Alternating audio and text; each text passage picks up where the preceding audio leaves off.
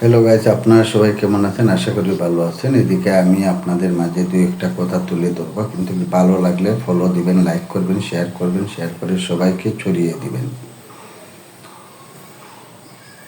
আমাদের পৃথিবীতে আবেগে সব কিছু চলে না, বিবেকে চলে। যাদের বিবেক আছে তারাই পৃথিবীতে রাইজ করতে পারে, যারা বিবেক নেই তারা কখনো পারে না।